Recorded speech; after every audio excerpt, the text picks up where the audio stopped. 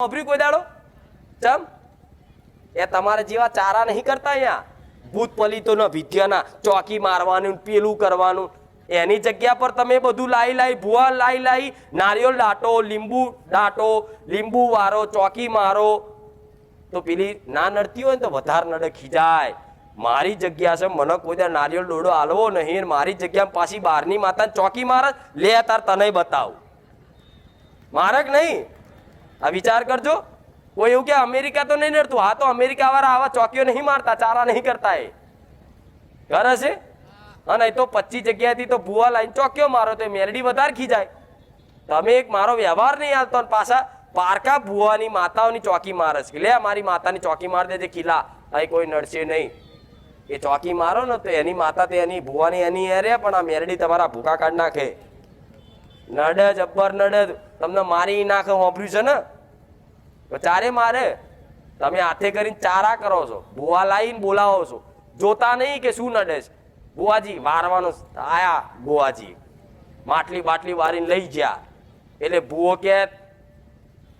ભૂવો શું કે પેલા શીખવાડ્યું તું આ હોભર્યું છે ભૂવો શું બોલે તળિયાનું ફરિયાનું વાટનું ચોરાનું ચકલાનું જે તે હોય બધું આવી જાવ એટલે પેલી તળિયાની મેલડી હોય એના નોમ દઈને લીંબુ મેલે એટલે લીંબુમાં પેલી માતાને વરાવાનું થાય એટલે ચીવી કાઈ થાય ઉભો રહે તું ભૂવા જા અહીંથી તું અહીંથી વારીને જા તને મારું ના વરાવડા નહીં મારું એટલે કઈક હોભર્યું હશે કે ભૂવો અમારે ઘેર વારીને જઈને કે મરી ગયો હોભર્યું છે ને હોભર્યું છે કે આના ઘરમાં બહુ જબરજસ્ત નડતર છે કે ભૂવાય મારી નાખે છે કે આવા દેવ હોય જોયા જોણ્યા વગર શું હક છે શું વ્યવહાર છે જુઓ તો ખરા મેરડી છે તો ચમ નડે છે મશાણી છે તો ભૂવો એની માતા સાચું બતાવો દોણા નાખતી કે ભાઈ કોઈ મશાણી મેરડી છે ભૂવાને ખબર ના પડે કે આ તળિયાની છે ભૂવો એમ કે કોકે ભાઈ મોકલેલી છે એટલે તું ચેક કર તારી માતાને 17 વખત પૂછ કોકે મોકલેલી છે તળિયાની છે તો વ્યવહાર કરતા ફાવ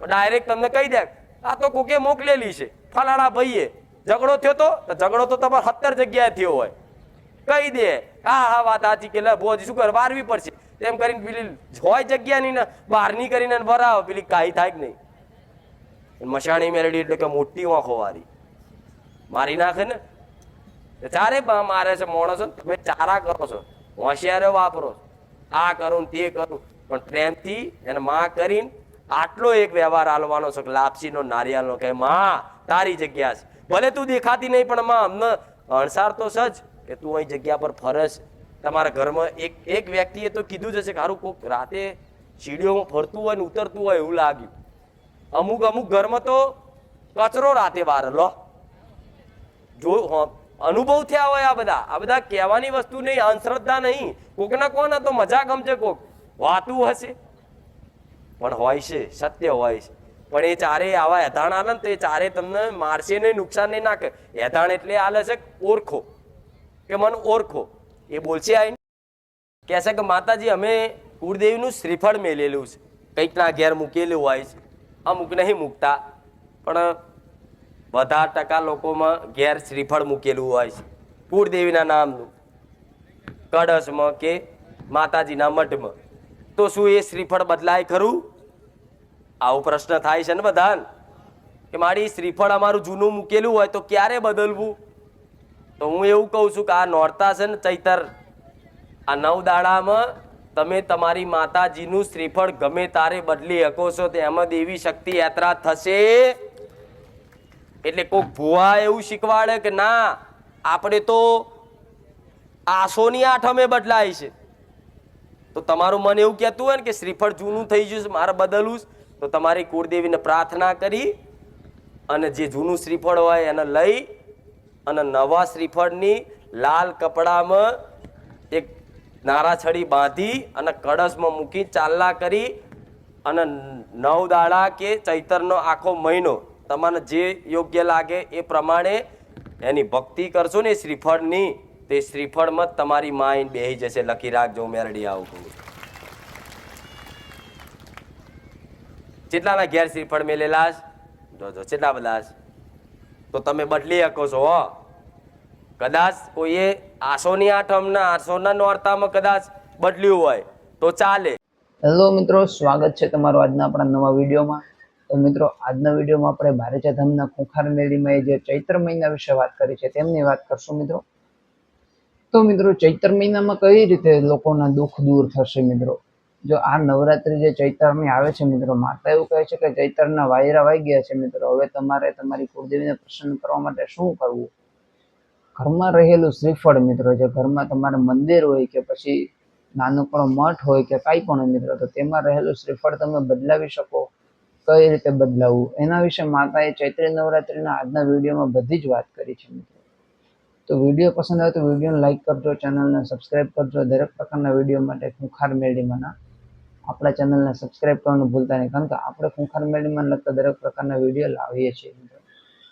તો મિત્રો, બારેજા ધામમાં લાખો શ્રદ્ધાળુઓ આવતા હોય અને તે શ્રદ્ધાળુઓ માતાના દર્શન કરતા હોય અને દર્શનમાં તે લોકોને માતા પ્રસન્ન થતા હોય મિત્રો.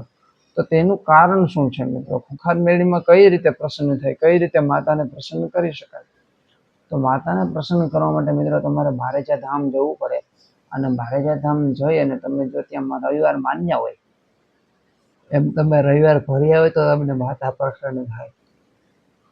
તો મિત્રો, બીજી વસ્તુ કઈ કે તમે માતાને પ્રસન્ન કરી શકો? તો મિત્રો, મૂંગા ઢોર પશુની સેવા કરો, કીડીને કીડિયારું પૂરો, પછી ચકલીને ચણ નાખો, પછી ગાયને પૂરા નાખો અથવા રોટલી આપો, કૂતરાને દૂધ સાથે બિસ્કિટ આપો મિત્રો. આવું તમે કરો મિત્રો, જેથી 11 રવિવાર તો તમારે માતા પ્રસન્ન થઈ જાય મિત્રો. 11 રવિવાર તો શું મિત્રો, હું તો કહું રોજે રોજ કરાય મિત્રો, હંમેશા કરાય. આખી જિંદગી તમે આ વસ્તુ કરો એટલે તમારા દુઃખ હોય મિત્રો તે દૂર થઈ જશે. માતા એવું કહે છે કે તમારા દુઃખ દૂર થઈ જશે. આ કરવાથી તમારું સુખ હશે મિત્રો તેમાં વધારો થશે, કારણ કે દુઃખ દૂર થઈ જાય. જે તમારા ખરાબ કાર્ય મિત્રો એ પણ ધોવાઈ જાય અને તમે જે સારા કાર્ય કર્યા હોય એ વસ્તુ આમાં પરિવર્તિત થઈ જાય. સારા કાર્યોમાં આ બધું પરિવર્તિત થઈ જાય, પડી જાય. એટલા માટે તમારા દુઃખના કર્મો હોય મિત્રો, જે ખરાબ કર્મો, એ તો ધોવાઈ ગયા હોય, પરંતુ જે તમારા સારા કર્મો હોય એ રહી ગયા હોય ને એના કારણે તમારે જે દુઃખ આવવાનું મિત્રો એ પણ મટી જાય. તો આવી જ રીતે મિત્રો તમે પણ ચકલાને ચણ નાખો.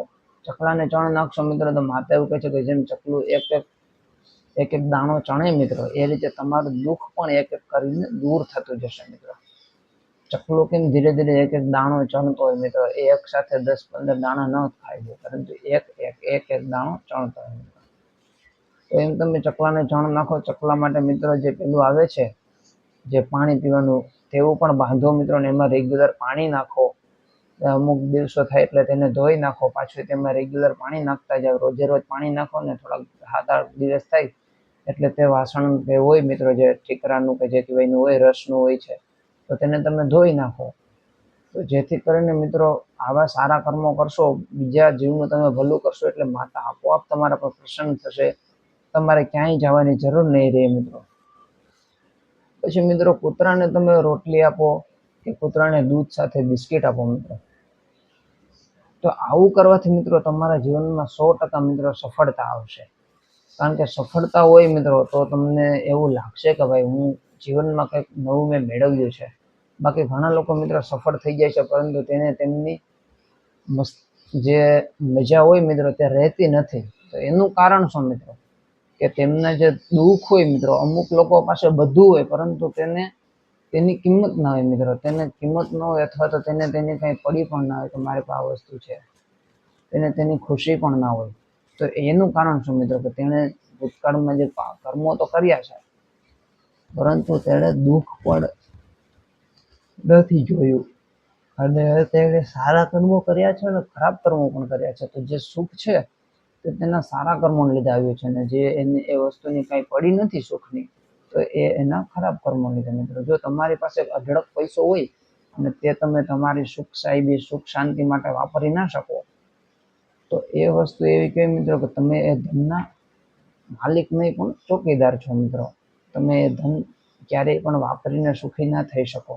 માતા એવું કહે છે કે જો તમને 5 રૂપિયા વાપરતા પણ જો તમને જીવ ના હાલે ધર્મના કામમાં, ગાયને 5 રૂપિયાની તમે જે કંઈ લઈને ખવડાવી ન શકો, ચકલાને સેવ મમરા 5 રૂપિયાના લઈને નાખી ના શકો, જોકે ચણ જ ન ખાય, પણ આ તો ખાલી વાત છે કે તમે 5 રૂપિયાના દાણા લઈને ચકલાને ન નાખી શકો, ગાયને 10 રૂપિયાનો પૂરો લઈને ન નાખી શકો, તો તો એનાથી તમે સારા કર્મો ન કરી શકતા હોય મિત્રો, તો એ ધનના તમે ચોકીદાર છો મિત્રો, એના તમે માલિક નથી મિત્રો. તો તમને આજનો વિડીયો કેવો લાગ્યો મિત્રો? બીજી વસ્તુ એ કે બારેજાતામ જવું હોય તો કઈ રીતે જવું? અમદાવાદ જિલ્લાના દસક્રોઈ તાલુકામાં આવેલું છે આ ગામડું, અને ત્યાં લાખો શ્રદ્ધાળુઓ રવિવારના દિવસે ભેગા થાય છે માળીનું પ્રવચન સાંભળવા માટે. હવે 4 વાગ્યાથી સાંજના જે રાત્રિના 11 વાગે મિત્રો ત્યાં સુધીનો સમય રાખવામાં આવ્યો છે માળીના સાનિધ્યમાં પ્રવચન માટેનો. તો મિત્રો એ સમયે જવું તમારે, જેથી કરીને તમને શુક્રવારે પોસ્ટ તો મળી જાય છે કે રવિવારે માળીની ગાદી ચાલુ રહેશે, પરંતુ રવિવારે કઈ રીતે પહોંચવું એ પણ મેં તમને કહી દીધું મિત્રો. તો જો તમને વિડીયો પસંદ આવે તો વિડીયોને લાઈક કરજો, ચેનલને સબસ્ક્રાઈબ કરી દેજો. ખૂંખાર મેળીમાં લગતા દરેક પ્રકારના વિડીયો માટે આપણા ચેનલને સબસ્ક્રાઈબ કરવાનું ભૂલતા નહીં મિત્રો.